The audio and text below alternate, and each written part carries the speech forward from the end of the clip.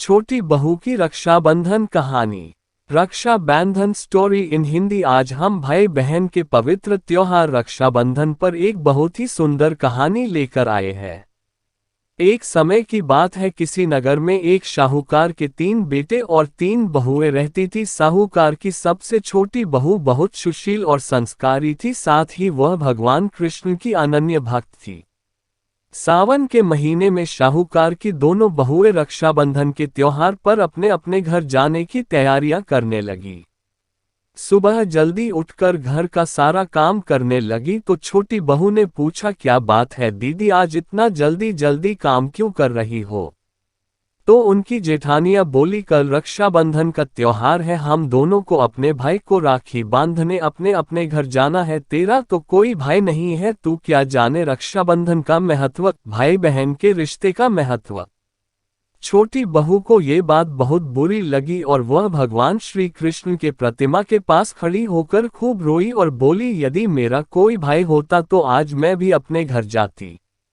अगले दिन रक्षाबंधन का त्योहार था। सुबह सुबह उसके घर उसके दूर के रिश्ते का एक भाई आया और आकर शाहूकार से बोला, ये मेरी बहन है, मैं इसके दूर के रिश्ते का भाई हूँ और मैं रक्षाबंधन के त्योहार पर इसको अपने घर ले जाने आया हूँ। लेकिन फिर शाहूकार का बेटा बोला, लेकिन इसका तो कोई भाई नहीं है, तुम कौन हो? उसके समझाने पर शाहूकार और उसका बेटा मान गया और छोटी बहू को उसके साथ भेजने के लिए तैयार हो गए। परंतु छोटी बहू के पति के मन में कुछ शंका थी। वो बोला, आप इसे ले तो जाइए, लेकिन इसे वापस लेने मैं खुद आऊंगा। ऐसा कहकर उसको उसके भाई के साथ भेज दिया। रास्ते में चलते चलते छोटी बहू ने अपने भाई से कहा, भैया तुम इतने सालों तक कहाँ थे और पहले मुझसे रक्षाबंधन पर कभी राखी बंधवाने क्यों नहीं आए? तो उसका भाई बोला, बहन मैं 7 समुंदर पार प्रदेश में कमाने गया था।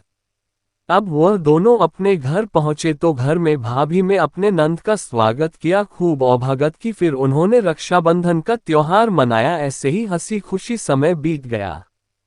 एक छोटी बहू का पति उसे लेने उसके घर आया। महल जैसा घर और ऐसो आराम देखकर वो चकित रह गया। भाई और भाभी ने उसका खूब औभगत करी और अगले दिन सुबह सुबह भाई और भाभी ने उसे उसके घर के लिए रवाना किया।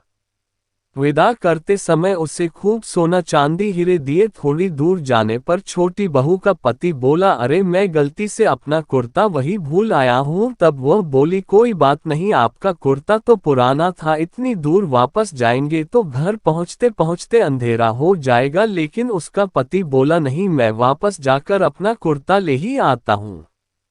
ऐसा कहकर वो दोनों अपने भाई के घर वापस गए। जैसे ही भाई के घर के पास पहुंचे तो वह उन्होंने देखा, भाई के महल जैसे घर के जगह पीपल का एक पेड़ है और उस पेड़ पर छोटी बहू के पति का कुर्ता टंगा है। ये देखकर वह बहुत नाराज हुआ और अपनी पत्नी से बोला, ये क्या काला जादू है? कौन था वो जो तेरा भाई बनकर तुझे यहाँ लेकर आया था?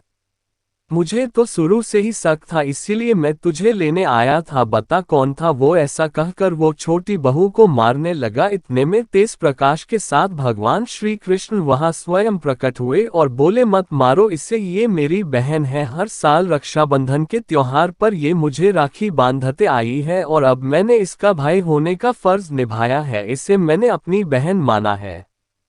छोटी बहू और उसका पति हाथ जोड़कर श्री कृष्ण के चरणों में गिर गए और फिर सब खुशी से रहने लगे।